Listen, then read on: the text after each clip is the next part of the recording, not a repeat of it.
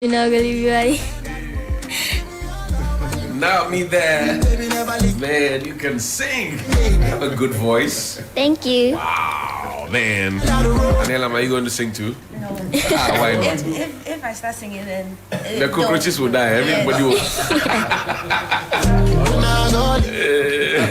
You want to sing Putu? We can arrange Putu for you. Putu, you want to sing Putu? No, please. I'm Sangadama Putu. No singing. You have given up already. Anyway, your host, ladies and gentlemen, for Kids Arena on TV3, and you can catch that show on Saturdays. Unfailingly, you enjoy, watch more education, entertainment, and information for your children, and elevation, most importantly. Aurelia Na Ami Kute and Anelam Kagua. Yeah. Join us on the phone line, Samara Osai Asari. Join us shortly. And I told you earlier, we're celebrating youngsters on International or World Children's Day, commemorative day celebrated annually in honor of children whose date of events varies by country. In Ghana, on the 20th of November is the day. 1925 International Children's Day was first proclaimed in Geneva during the World Conference on Child Welfare in 1950. Celebrated on June 1 in many countries, but here in Ghana, 20th November, to commemorate that day. This year, I'll let them tell us about the theme and what activities there are, what they are doing as children in their own right. Okay, guys, what's the theme for this year? Okay, so the theme is for every child, every right. For every child, every right. What does that mean to you? Okay, so personally, I think that with every individual right here in Ghana and across, each and every one has his or her rights, and I believe each or every right should be enjoyed from birth to death. Yes. Anelam, what do you think? Well, I know that everybody around the world should and has rights, certain rights that you may not even know. Yes. But it's so important that every person has rights so that they're able to speak up for themselves in certain situations. So it's just great to know that children ourselves have rights as well. Yeah. International Children's Day, what does it mean to you? Okay, so to me, it means a day set aside just for children to highlight or pinpoint some of the challenges we kids face all across every perspective, yes, so that they are able to tackle it and find our point of view of that particular challenge. Yes. And yes, you want to add something? I feel like it's just great that we're able to celebrate children. Right. Because, children are like the foundation of every nation. That's right. So whilst we're able to celebrate them, we know that they'll be able to help us again in the future. And for you, would you say you are enjoying your childhood? Oh, definitely. You are? Yes, yes. What do you throw in there to enjoy? Okay, so there's actually a song that goes like, Right. Adotunas, come, you better get down for your mind. You have to hustle, make a living 247. Actually, hearing this song is making me enjoy my childhood to the fullest because It's just a matter of time. yes. I see you're enjoying it. I see school, Friends. Yeah. What else? Not having so much responsibilities. You have a few responsibilities. Yes, though, at home. but not a lot. Not a lot Yes. of it, not financial. You want it, you get it. Yes. That's right. All of that. That's your song. Ask if you don't chop, nobody go send you free money. If you don't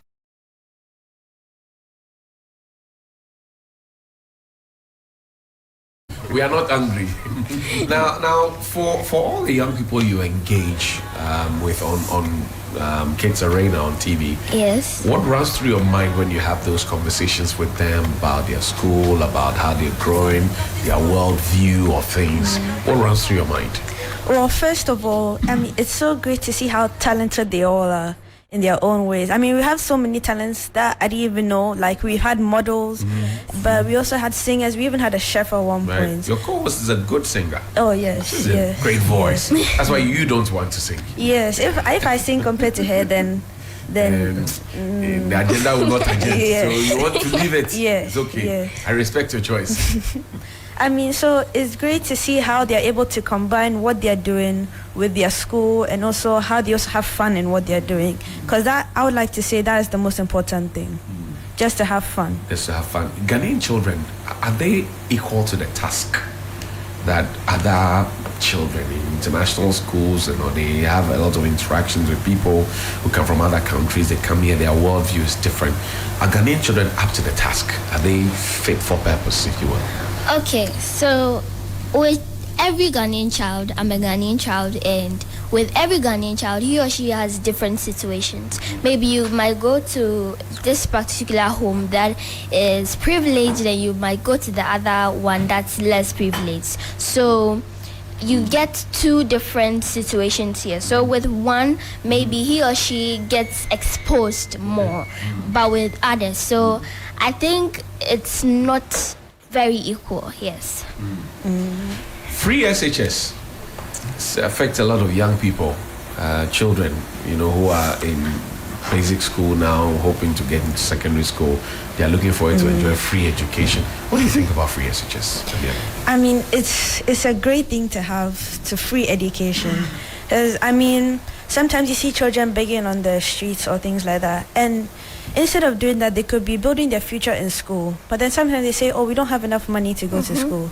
So now that there's free school, it's great because now children can build their future. They could get the jobs that they actually wanted. They might think that they have to restrict themselves because of their unfortunate situation. But it's now nice that you can see that if this child wants to be, let's say, a teacher, they can now have a free education to be able to do whatever they want to do.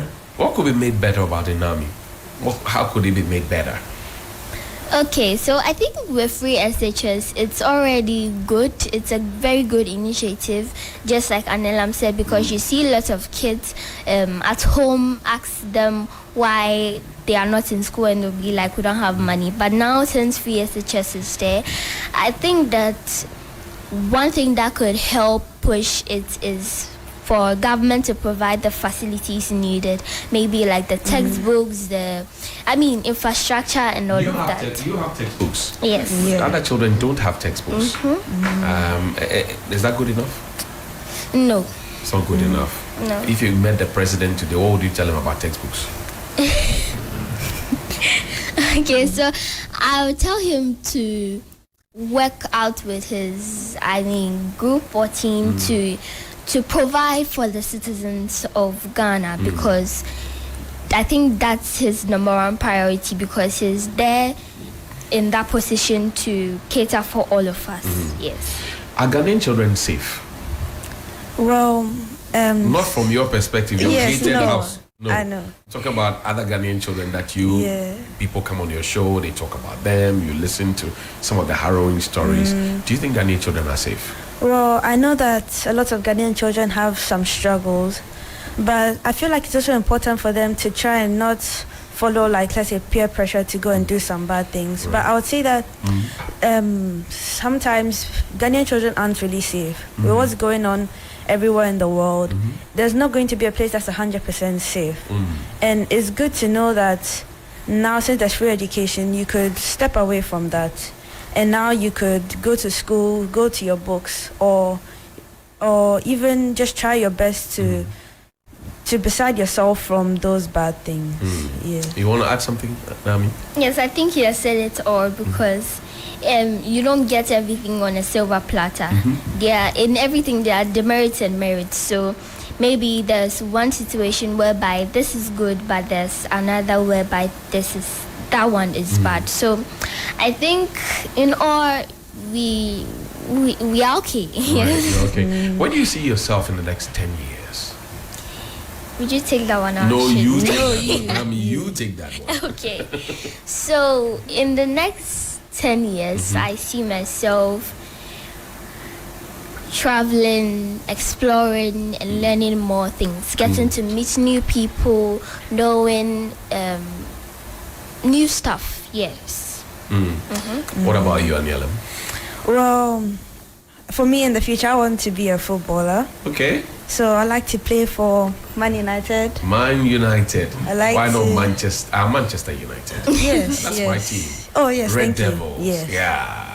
I mean, I like Good to play choice. for Man I like United. you. Yes, thank you. Traveling around, what profession do you want to, enter into? Okay. Pilot, air hostess. Allow Adelam to finish his answer. Oh. Yes, because you don't like Man U. Go ahead, Man U fan. Yes. Finish me.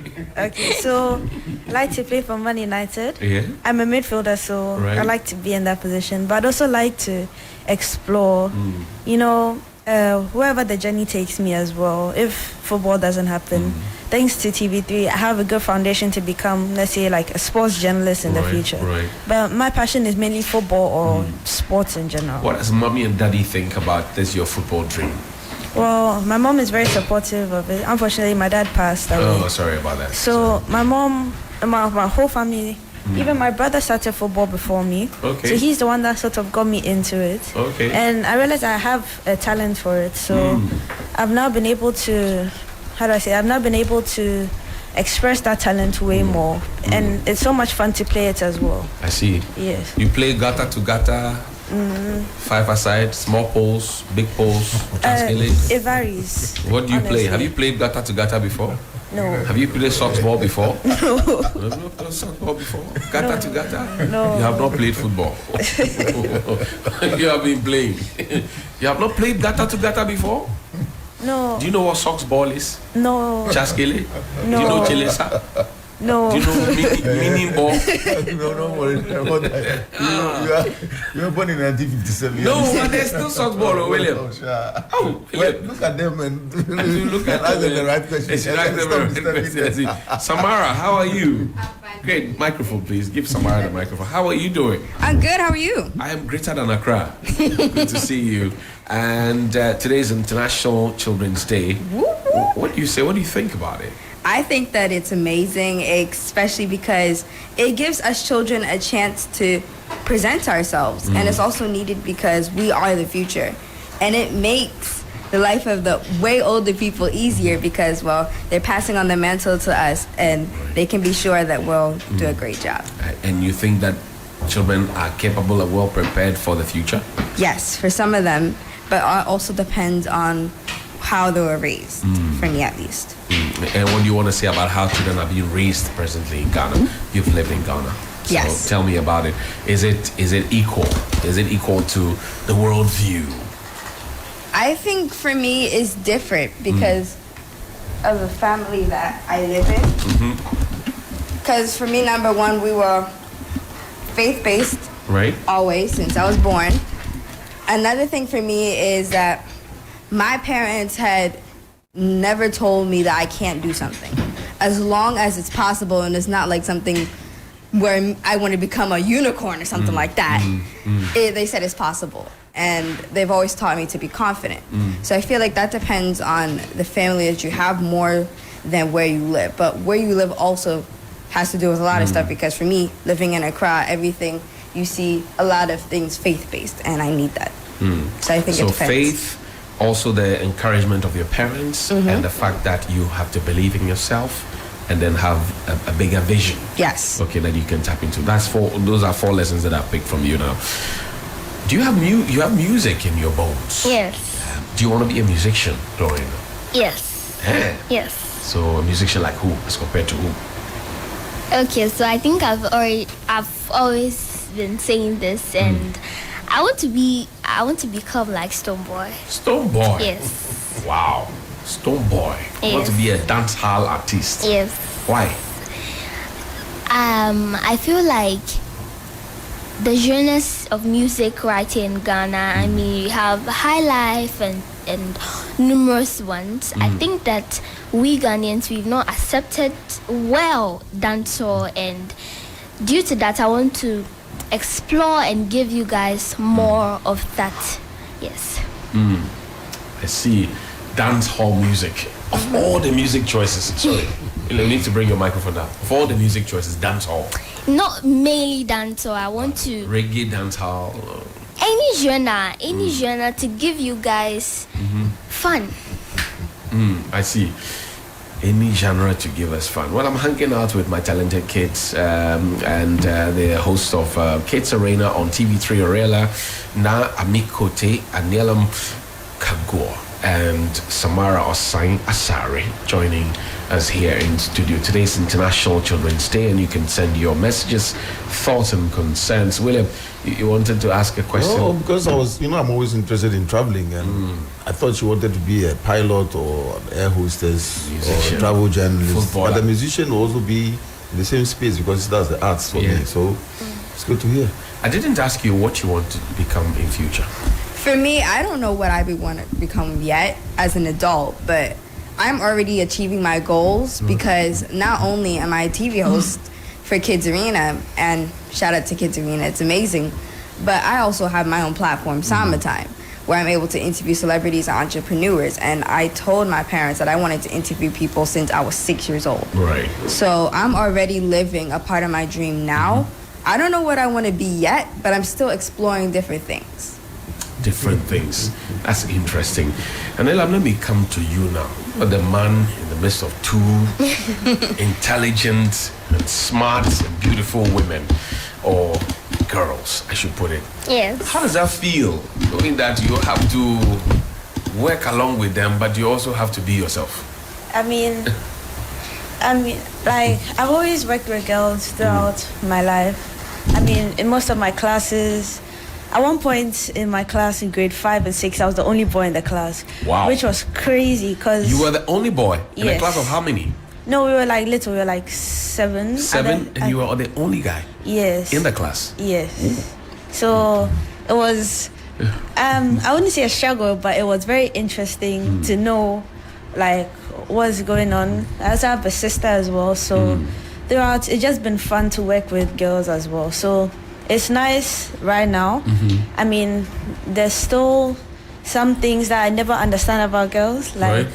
Like, why they take so long in the bathroom or something like that. don't try and understand. Yeah. We all don't understand. Yeah. We don't But, want to understand. Just but- leave it the way it is. Yes. Right? Don't fight it. But I mean, it's also great to work with them because I mean, like, it's great because everybody's so smart and we get to have so much fun together as well. How do you people bond before you get on air? I want to find out from you. I mean, how do you people bond before you get on air? I mean, I'm sure most of your fans, they want to know. Yes. How do they do it? They do it so nicely and closely knit, and they come, they rap. How do you do it? Okay, so I can remember or record that when we started for our first episode, I couldn't even talk to Samara and Ella. Like, when we came to the studio, we just did our first episode and we went. But along the line, we kept having interactions in the episode, so that helped me interact more with them. So before we start, sometimes we go through stuff we'll be saying. Maybe we share about like some interesting stuff that has been happening in our week, and that gets us that energy to kickstart the show. I see. Samara, you want to share what was your first day like? Ooh, I remember that like yesterday. I was so scared because how my mind worked, because I was 10 years old at the time. I'm like, I'm looking at how TV shows are now put together, the final finish. And I'm like, okay, these people are already vibing together. So maybe they knew them since they were like kids. Right? And then I was very wrong. And just thrown in there. Yes, and I had no idea what to do. So I was pretty scared. Like, I don't know if But you you were guys not remember. new to the camera, right? I was new to You were that. new to the camera at the yes, time. at that Okay. time I was. And I remember, well, number one, I wasn't able to interact with them. I was busy trying to understand, how does this work? Why are there 3 different cameras? Why can't there just be one? One camera for all of us, just so we can focus. Yes, and I got so confused. And I remember that day I was like, ooh, hopefully I can get better at this. But as time went on, I got to learn. I got to pick up the ropes here and there. And now I'm pretty good. People love your show. Congratulations to you guys. Thank you. Let me Thank you. pick your thoughts on this one. If I ask you to rate the governance of Nana Addo Dankwa Akufo-Addo and Dr. Bawumia, what do you say? I'll start with you. Nami. Right? Yeah, rate them on the scale of 0 to 100. What would you say? 0 to 100. Yeah. Wow, that's You're putting me on the spot. No, you are in the chair. How can I put you on the spot? I can't do that. You are my friend. You are my niece. Okay. Okay, let me add Yes. flesh to it. So your rating is based on the promises, expectations of the people, and the delivery. Okay. So, I mean, the government has given us so many promises, and some they've put in place, and others we are still looking forward to more. Right. So, I would say 70. 70%. Yes, because we are looking out for more. You want some more? Yes. Okay, Anelam. I mean, you know, I used to live in South Africa. Right. I moved to South Africa when I was 4. I came back when I was like 10. Okay. So by that time, I had already gotten so used to how South Africa was like. So when I first came to Ghana, it took me some getting used So to. no potholes, the lights are on, streets are properly marked, you can Yeah. see the street lights. Cape Town is slightly cold, Johannesburg is hot, Yes. Durban is windy, you know, you Yes. feel it. When you came here, you said, no, this one is chocolate.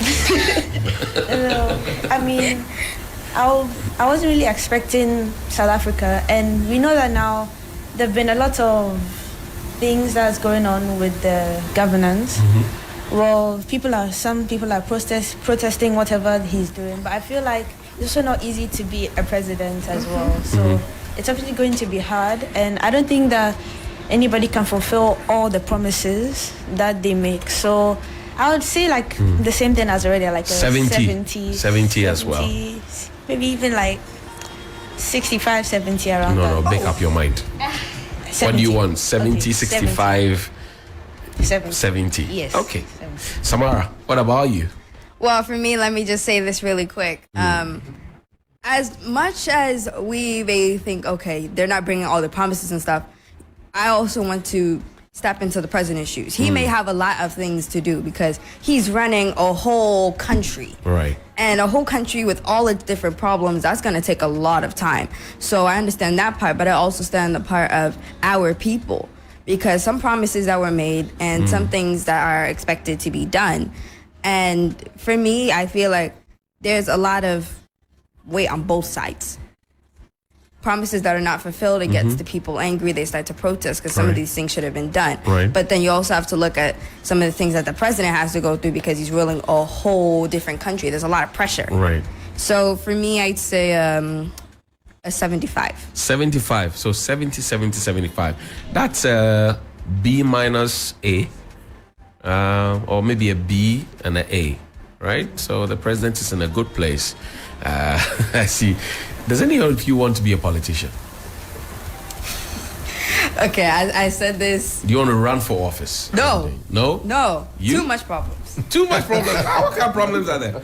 You're ruling a whole country, and then there's so much pressure because if you're trying to do one thing and you're trying to cater to, let's say, a region at a time, Right. there's still 15 other regions or such, and you need to also, and they're getting angry because you're not catering to them at that time. Right. So it's too much, and then you also have to worry about the people around you. You constantly have to be worried for your safety and everything because you never know who's going to like you, who's not. Too much problems. I don't want to get gray hairs early. What about you, Naomi? Same thing. Same thing. You don't want trouble. No. What about you, Nela? Definitely. Give me a not. different answer. No, I've seen how people can get like annoyed with some of the politicians. I know how people get annoyed with some of the politicians. Right. And I don't think I'm ready to face such backlash. So I think I'll just hit in my spots and keep being a footballer. Yes. You want to just be a footballer, William? I just wanted to ask them how they want to see Ghana in the next 5 years. Since all of you don't want to be politicians. Yes. How do you want to see Ghana? You Want know to see Ghana Ghana. a bit? Let's start with Samara. Yeah. Okay. For me, I love Ghana a lot. I love it with my whole heart. It's got its problems, but I do. So I think that in the future, there shouldn't be lights out. Like those little things, there shouldn't be lights out. The potholes should be covered.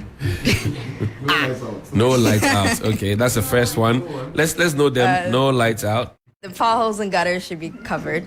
Okay. There should be potholes. A better sewage system because that affects on health and everything.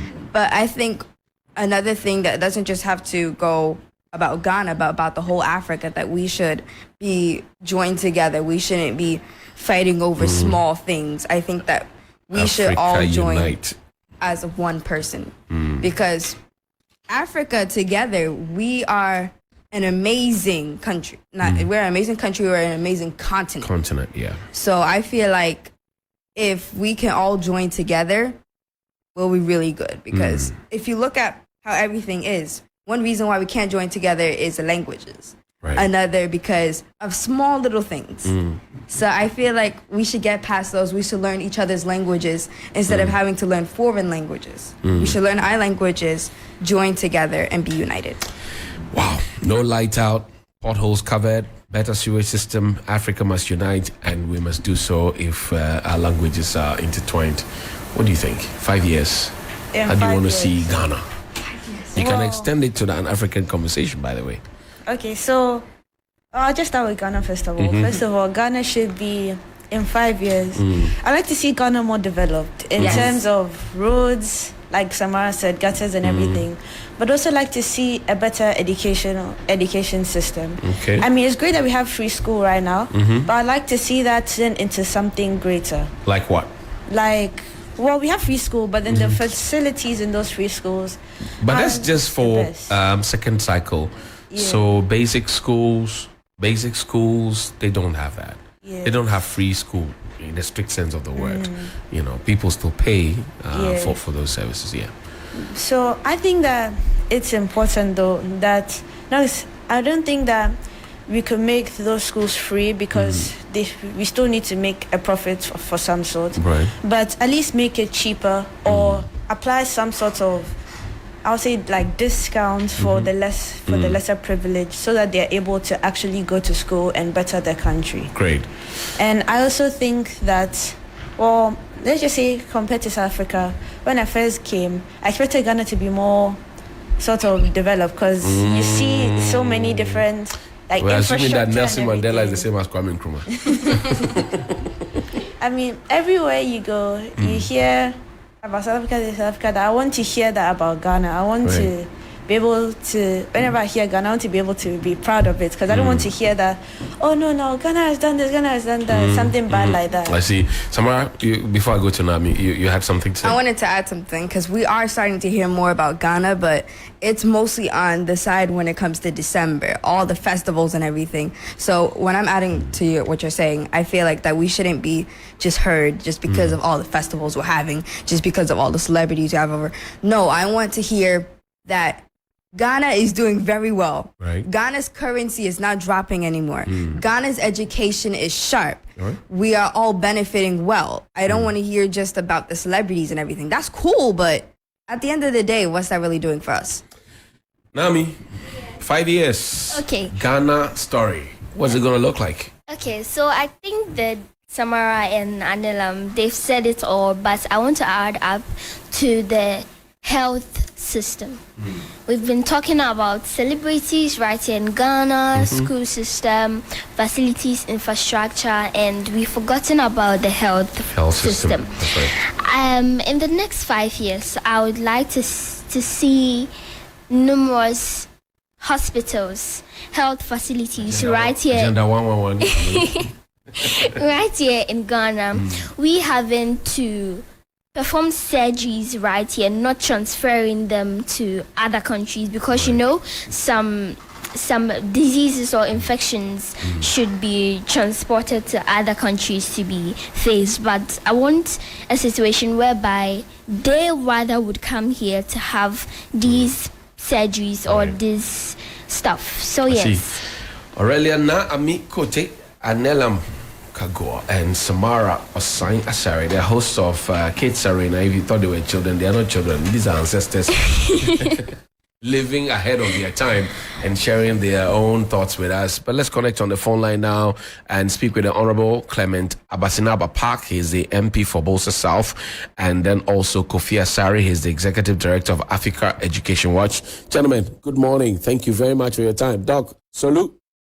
Well, Nalong, Kubasa. Kubasa, Jem. How are you doing this morning? Well, I can't complain.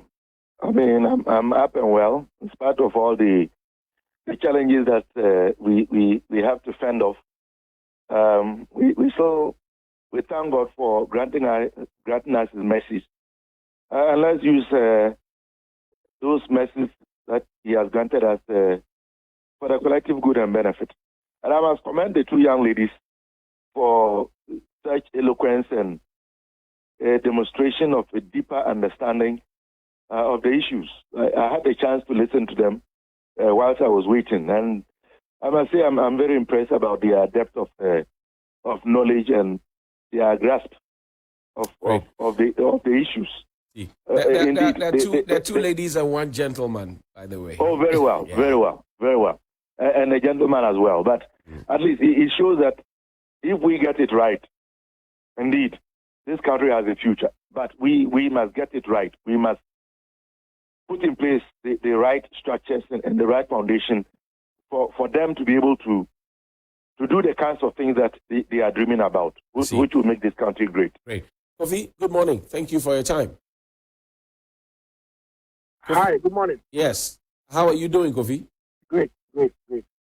Today is International Children's Day, and the children in the studio have been sharing very, very insightful thoughts with me on a salad of issues.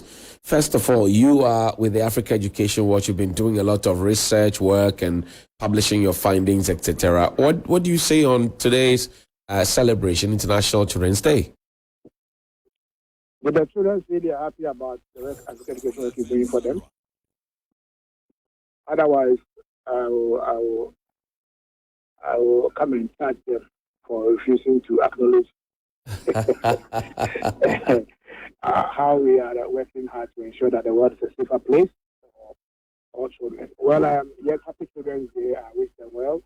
I think that setting aside a day to commemorate the children and the issues that affect their well-being, their development, is in order.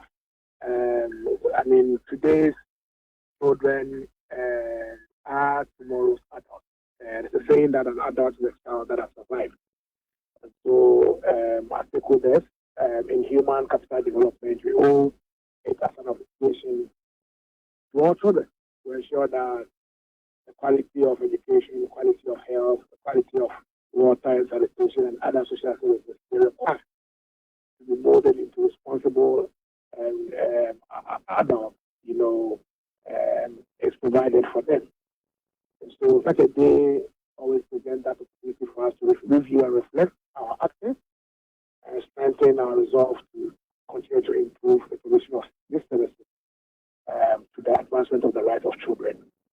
And so happy Children's Day, and every day for me, for us at EduWatch, it's a Children's Day. Doc, I come to you now. In terms of policy direction, have we gotten it right in the interest of our children regarding their education? You heard them talk about the health systems, they're talking about social protection and etc. Have we gotten it right? Well, Johnny, let me also wish all the children a happy World Children's Day.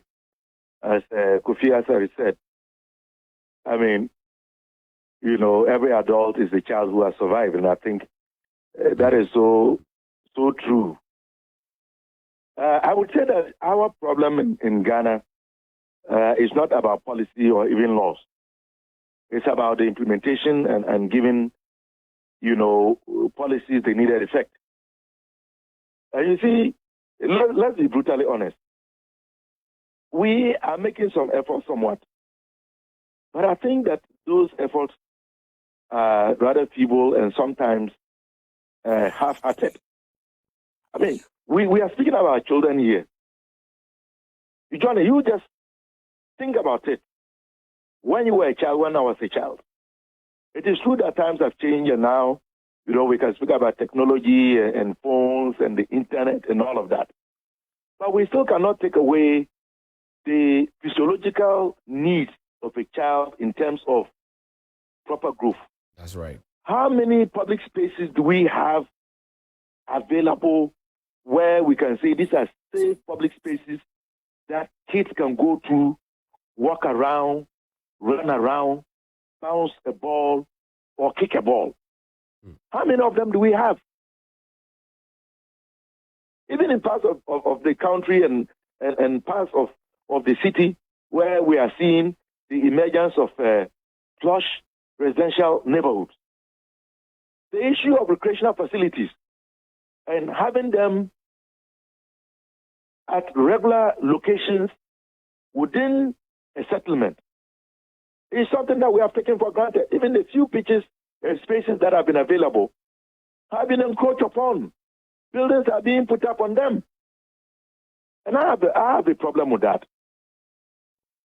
Because children should have space to be able to do what children do, to socialize, to strengthen their bones, to engage in some activity that will help them blow off steam, which is also actually even good for their physical, emotional, and mental growth.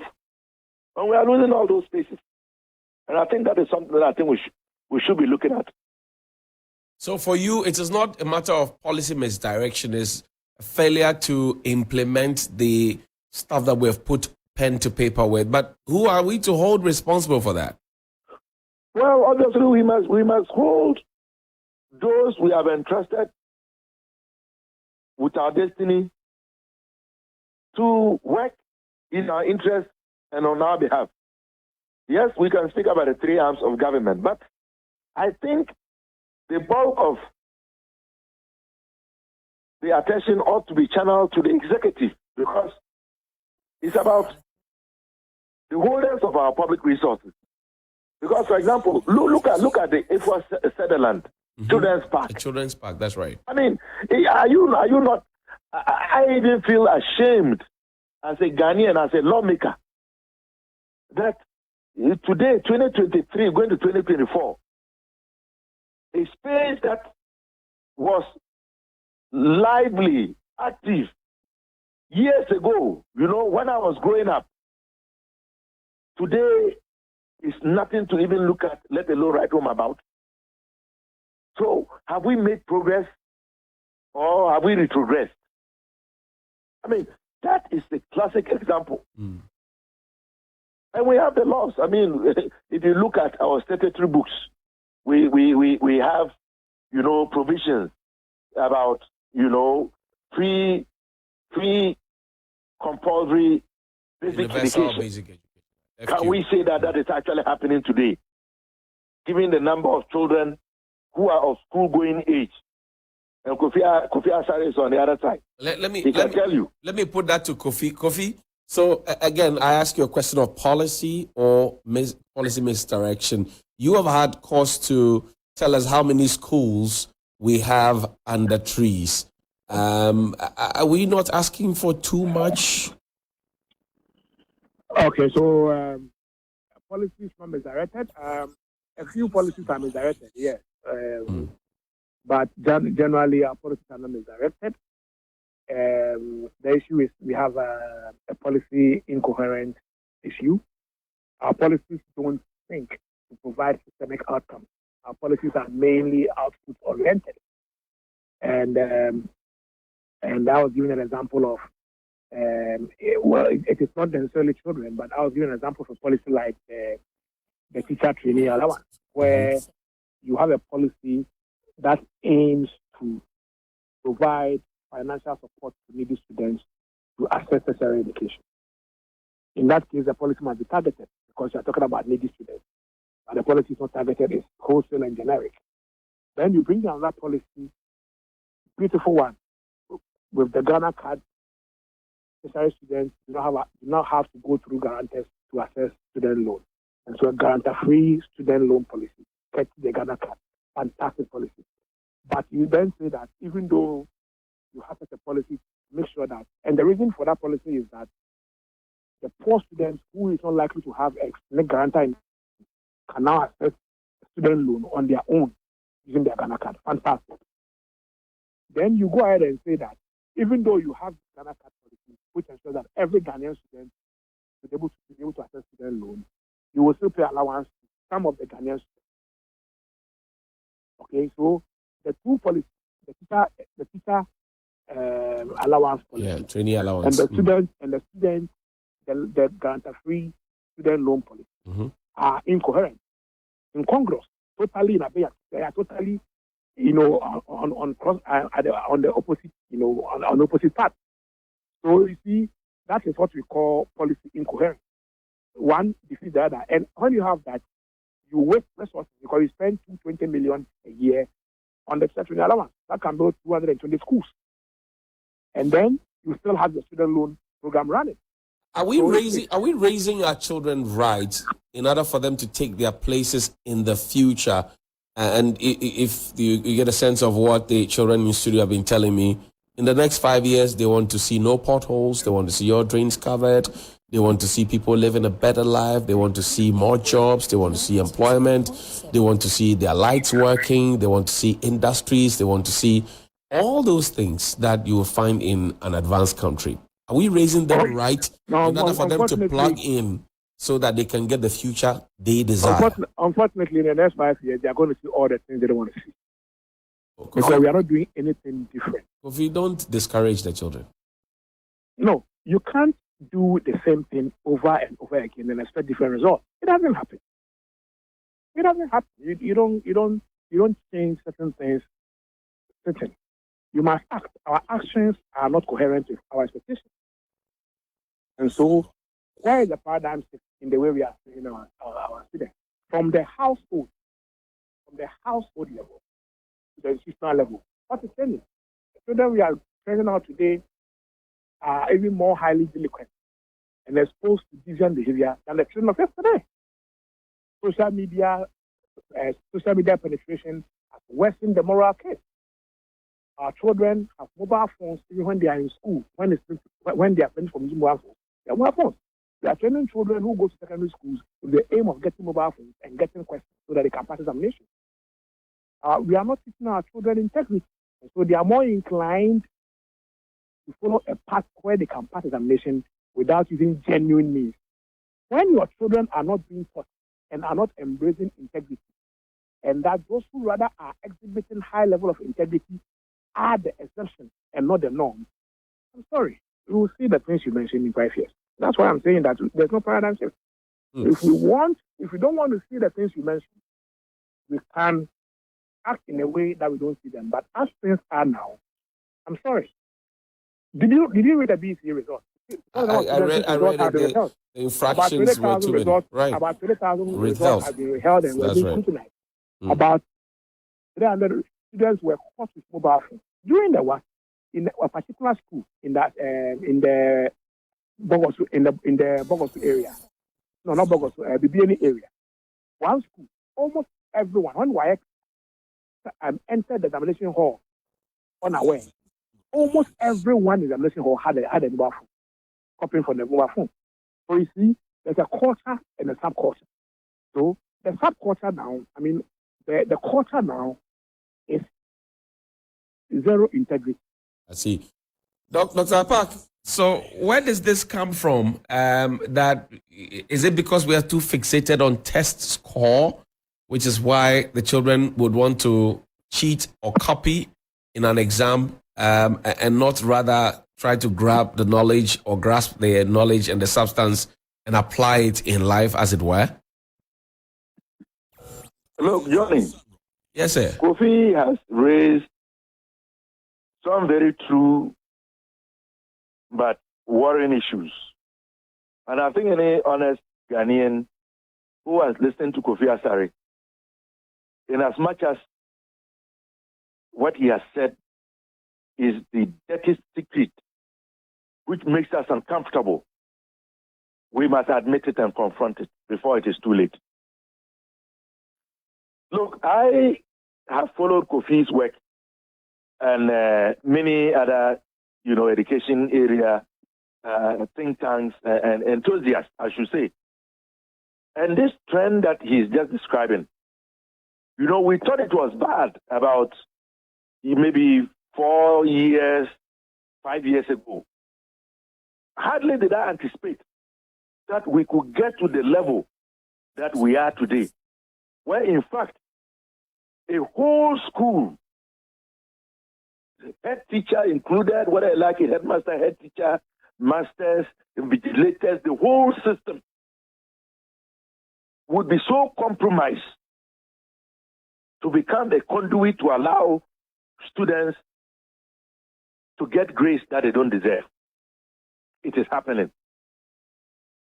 And I have even filed a motion. I mean, based on some of Kofi Asare and Edu Watch's work, I filed a motion, and sometimes the way our parliament works also leaves a lot to be desired. I filed this motion way back for the Parliament of Ghana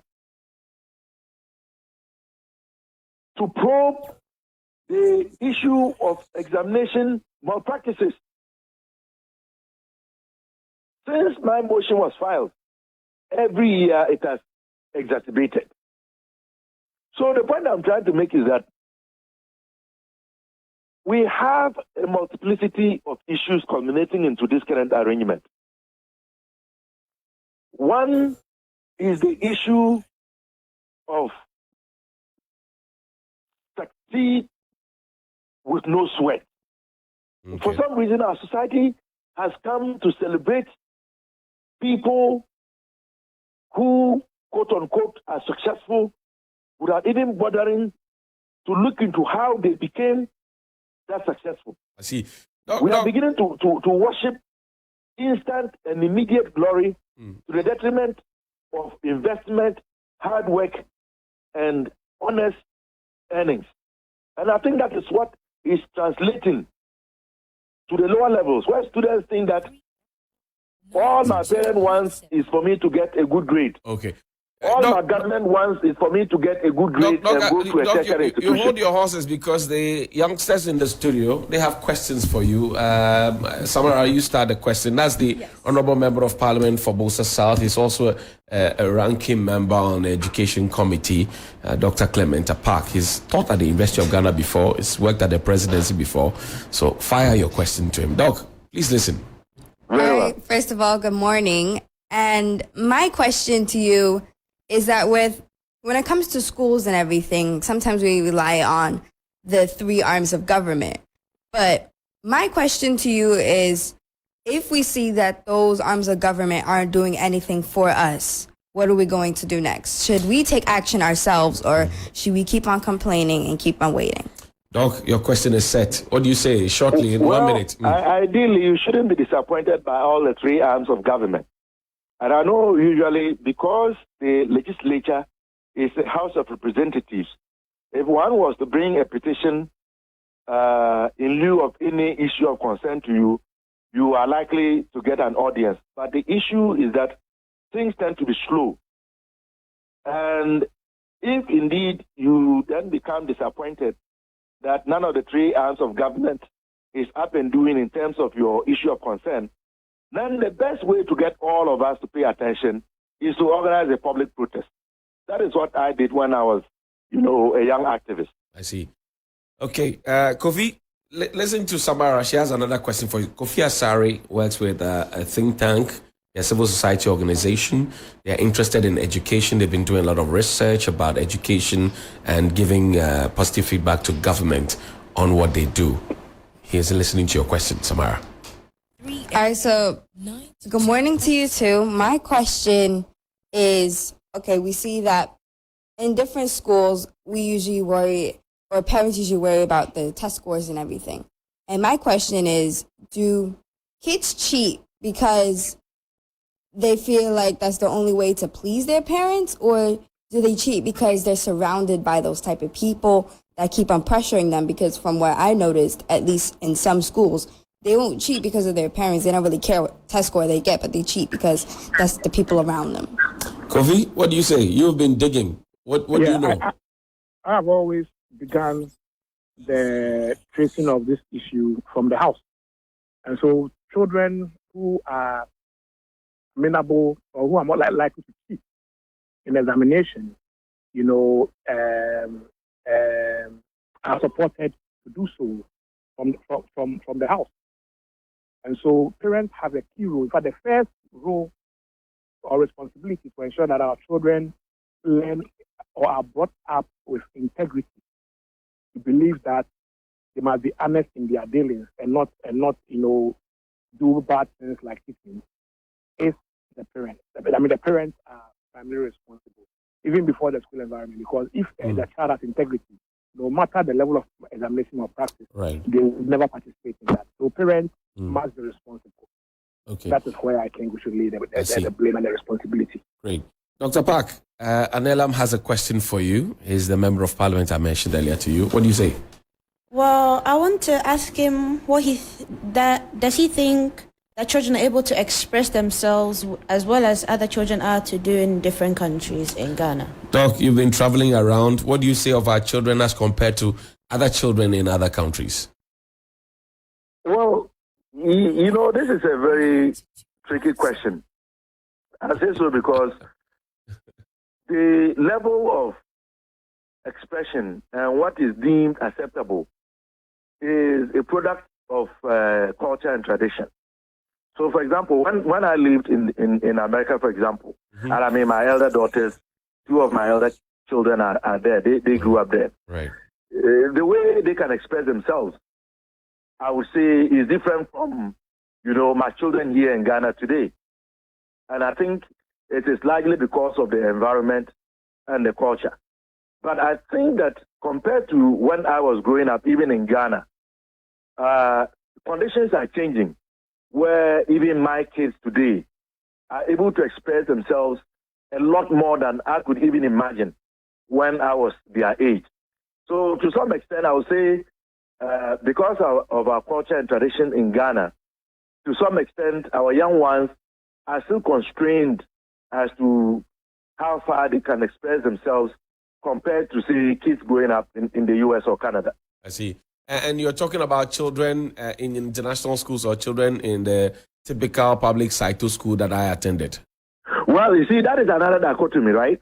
So, for example, obviously, children who go to, Ghana International School, or Lincoln, International School, for example, they, by virtue of the type of environment that they are in, that they started with right from the beginning through KG, clearly tend to be a lot more bold in expressing themselves and sometimes even saying what is on their mind because the system encourages that. Whereas if you were to revert it to, the type of school that you and I, as you said, attended, that was not typically encouraged. Great. So even within Ghana itself, of course, you've been able to identify different subsets where in one sector it is acceptable and allowed, and in another part you could even become, penalized for trying to speak your mind or being, open and transparent about your feelings. All right, Doc. Thank you. Kofi Asare, Anelam has another question for you. You know Kofi Asare by now. I'll give you his background. Great. So fire away your question. Well, what do you think about children being on the streets instead of going to school? Kofi? It's heartbreaking. It's heartbreaking seeing children every morning driving to town this morning, and so many of them are honestly gone. It's heartbreaking. In Ghana, 1.2 million children are not in school, according to the government. It's one of the areas that we are working with the government to expand opportunities for children to go to school. Many of them are not in school because, especially in urban areas, there are very few public basic schools that they can attend free. And when they are, because many of them are from poor households or poor backgrounds, their parents don't have money to pay for the private schools that are available. And so we are working with government so that government will put more money in building new public schools in urban areas that they can attend for free. In rural areas, the issue is that we don't have enough schools in the community. So children have to walk for miles, sometimes 10 miles, before they can get to the next community that has a basic school. We are working with government so that government will be able to raise more money and build schools in every community so that no child walks more than 3 kilometers to school in rural areas. And so that is one of the areas that we are working with government on. So we hope that in future the number of out-of-school children will reduce if government invests more in building new schools and providing free public education at the basic level. Kofi, thank you. Nami, you have the final set of questions. What do you ask first, Dr. Park? Yes. And then to Kofi Asare. What's your question to Okay. Dr. Park? So, good morning. And I would like to ask that you already asked a question about what we feel about Ghana. Is it safe for kids and, every individual? Right. I'd like to ask him if he thinks Ghana is well developed and safe for us to live in. Doc, your question. Well, in terms of safety, I think it's relatively safe, but we can do better. And I think that for the well-being of children, the issue of playgrounds and common communal space for children to be able to, engage in physical activity, I think is one that would even make Ghana safer, because there will be recognized safe spaces where children can go on their own to, sit on the swing or, play soccer or play basketball, or where parents can go and sit, while kids are having a good time. But we ought to look at safety from another level. And I think safety of potable drinking water. I am worried that with the current rate of illegal mining and the destruction of our forest bodies and the pollution of our water bodies, children in some of those communities are already exposed to danger because of these hard metals permeating the water table and even getting into the food chain. So that is a problem that I think we should be looking at, the plight of children in these gold mining areas and where the forest is being destroyed. All right. Yes. Kofi Asare now. Okay. So for Kofi, hold on. Yes, go ahead, please. Okay. I think that the educational system right here in You Ghana. need to start your question again so you can hear. Okay. Do you think that the educational system right here in Ghana will improve? And if yes, what are some of the things you are putting in place for that? Kofi, I know that this is not you putting in place, but what would you recommend? Yes. Yes, go ahead. Yes, I think that the education system in Ghana will improve. It will improve if government continues to invest in public basic education. And when parents increase their level of responsibility when it comes to teaching and learning and their support for their children at home. It is not only government that has the responsibility to build new schools and provide textbooks, provide teachers, etc. Parents must also ensure that their children do their homework, they learn hard, and then they put up responsible behaviors at home and in school. And so it's a dual responsibility. But we are working with government to ensure that government invests appropriately in education so that the system continues to improve. See, Kofi, and in wrapping up, there's a thorny issue that has come up, teacher licensure exam, to cancel or not to cancel. John Mahama says he will cancel it if giving the benefit of power. But we do know that the present government also believes in the licensure exam. What do you think? Should it be cancelled? Should it be maintained? I think it is not an issue of cancelling or not to cancel. It's an issue of quality assurance. The current licensing system has quality assurance issues. And that is why the government has set up a committee to review it, including, among others, look at the possibility of fusing it into the faculty level. So that alone tells you that there are fundamental issues with assessment validity and all that. What the focus should be on is the value proposition of what the former president is making. What value does it add to the licensing process? What kind of assessment are they recommending? I'm told they are recommending that a practical form of assessment, similar to what takes place in the colleges, which we call out program, should be used such that the teachers will be assessed based on their certification of proficiency in the national teaching standards in the classroom and in the school environment. And that assessment will be done by perhaps external assessors from the NTC, the regulator, and then from the faculty. So that as part of the DL program, you do all this before you complete. If you pass, and then you are licensed. So for me, the most important thing is the quality assurance that this alternative process brings, because the current one also has quality assurance issues. I end by saying that in all this discussion, let's not lose sight of the fact that the quality we are seeing being licensed, the quality we are seeing not being licensed, all the two, there are still issues, because we have removed a very, very useful sieve that used to exist at the point of entry into initial teacher education. In the past, 7 years or 8 years ago, if one wanted to go and do teaching, they would go and do an entrance exams, write an entrance exams. After that, they would sit for an interview. Before they got admission into the teacher education, whether at faculty or college, I think it was mainly at college. Why that thing has been removed is the reason why you are getting people who get to the point of writing their licensure and cannot write parliament, cannot spell parliament. And so we must put back that sieve there. When we put that sieve there, if you can't write good English, you can't enter level 100 in the college or at the faculty. And then it will filter the system so that even at the faculty level, you will see tremendous improvement in quality. So let's look at the whole thing holistically and not just cancel an examination or not to cancel. I see. But the quality improvement that the alternative brings to quality assurance in the licensing system. Okay. Doc, you have the closing thought on this one. What do you say, to cancel or not to cancel? Well, obviously, I would say to cancel, because this was a promise that was made in 2020 and is being repeated. And we are not opposed to certifying teachers to become professional. What we are looking at is an alternative mode of doing that, which is what Kofi Asare just described.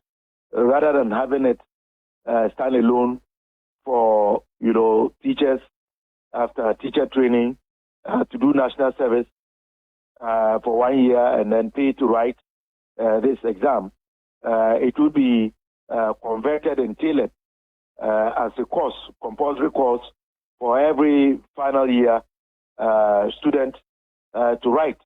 If you don't pass that and you pass even every other subject, you don't get to become licensed to be a professional teacher.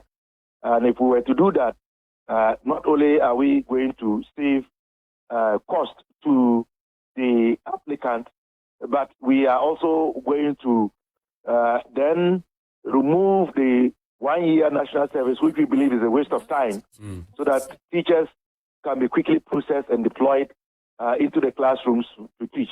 So we are opposed to the current mode of licensing, and we are proposing an alternative which will be done at the training college level, but monitored by the same National Teaching Council. All right. Thank you. Dr. Clement Abasinaba is the MP for Bolsa South. He's also the ranking member on the Education Committee in Parliament, and he joined us here on the phone line along with Mr. Kofi Asare, who is the Chief Servant at Africa Education Watch, an education-based think tank, and also a CSO. Thank you, gentlemen, for your time. Wrapping up, ladies and gentlemen, 30 seconds each. First, I ask you, should the teacher licensure exam be cancelled? Do you know what it is, by the way? Should please come again? Teacher licensure exam. No. You don't want to know about it, then let's not get into it. Let's wrap up. Let me not put you in trouble. Yes, don't put that won't be cool. Yes, that would be cool. I wouldn't do that to you. I won't do that to you. Yes, go ahead. Samara, you have the opening thoughts. We're wrapping up. 30 seconds. What do you say? What do you leave us with? I think that children are the future. They just need to have the right, let's say, opportunities and the right people around them. But I suggest to everyone that they should keep on learning. Keep on learning and keep on implementing. Because learn and implement. Yes. Because if you don't learn and you implement, well, what are you going to be implementing without learning?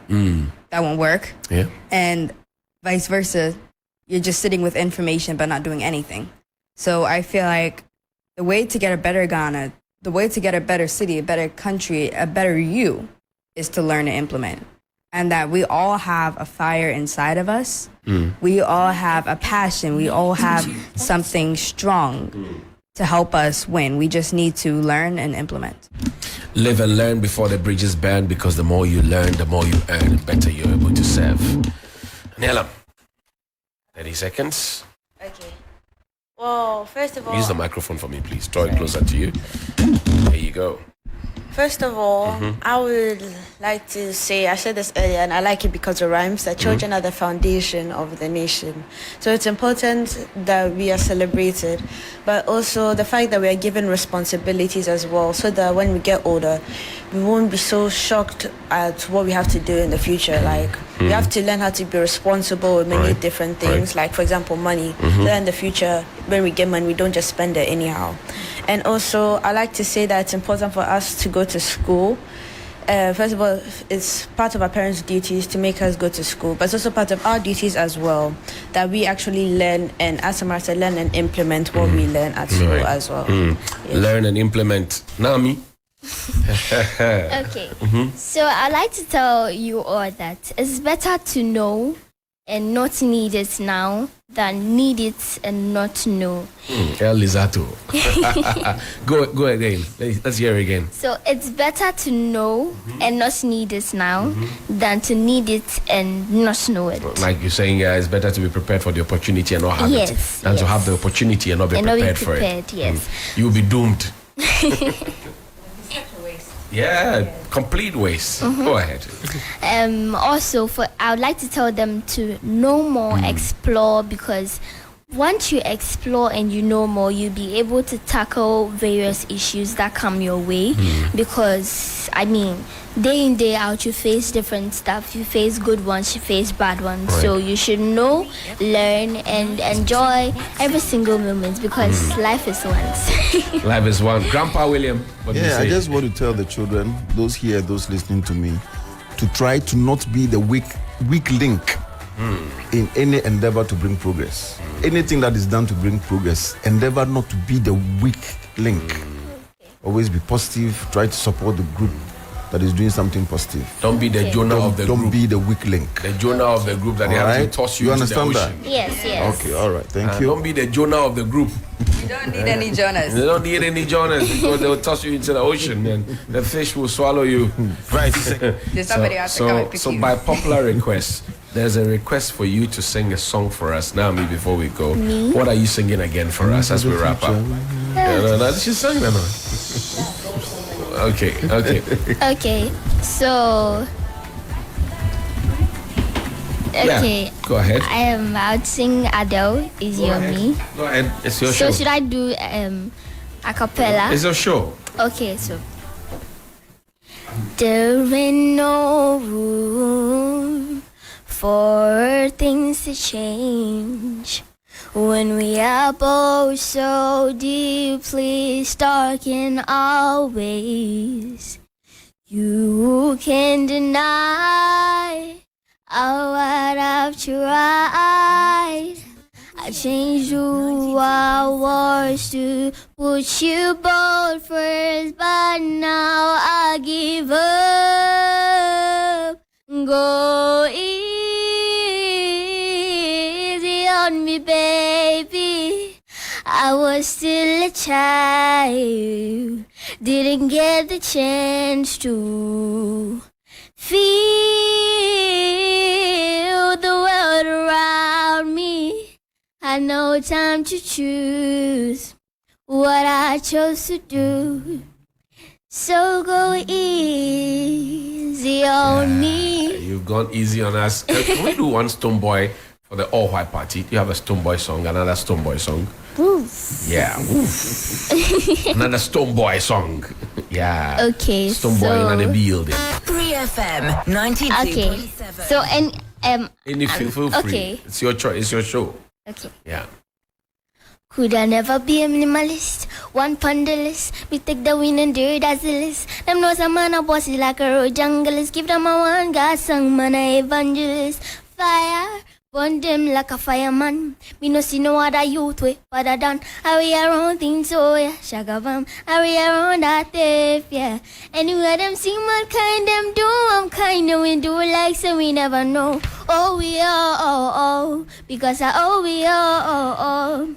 No for the mistake and I grass them me full bad mind, but we do like so we never know. Oh, we are, oh, we are, we there from get it back, we there from get it back, we there from get it back, get it back. Charlie, you there from.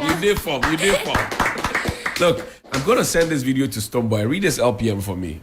Yeah, Kids Arena LPM. All right, Funny get it back. All right, here we go. So something like a voiceover. Or Yeah, LPM. We call it live presenter mention on radio. Okay. Here we go. Get ready for the most exciting event of the year. It's the 3FM All White Party. Join us on the 28th of December at the beautiful La Palm Royal Beach, starting at 7 a.m. Dress to impress in your finest all-white attire and be part of the ultimate celebration of the season. Live music performances from some of the hottest artists of GH, fantastic DJs on rotation, and unforgettable moments await you. Don't miss out on the 3FM All-White Party. Save the date and be there for an incredible night of fun and excitement at the ultimate party this season. It's a 3FM All-White Party on December 28th at the La Palm Royal Beach, starting at 7 a.m. Call 053-1100-927 and 053-2200-927 for your table reservations today. See you there. Get ready for party in style. Kids Arena to the whole Yasi. And you've been listening to the host of Kids Arena on TV3. Aurelia Naami Kote, whose voice you just heard. She sang and then she also did the LPM. Anelam Kagwa, who's been speaking a lot of sense and wisdom this morning, along with Samara Osaya Sari. They've been speaking their mind. You listen to them. Some of them, no, they've been speaking their mind. William, no, they're too deep. Talking about lights, roads, schools, everything. Charlie, no. Thank you. No, I give it to you. Like today I can sleep, knowing that the future is secured. I can sleep. I wish you all the best. Thank you so much. Thank you. International Kids Day to all of you, and I wish you all the best from the very depth of my heart. Thank you. Next, we're talking about meat. All kinds of meat. Dog meat. Meat proper from cow. We're talking chevron. We're talking mutton. We're talking pork. We're talking Ochin, Okusie, Nanka, Mampam, all the meats. What does it mean? Dr. Emmanuel Adipo will join us from the Accra Regional Hospital. Last week we spoke about diabetes, type 1 and 2. We're furthering the conversation because we do know that excess protein also has some effect on the body. We're talking meat in a bit.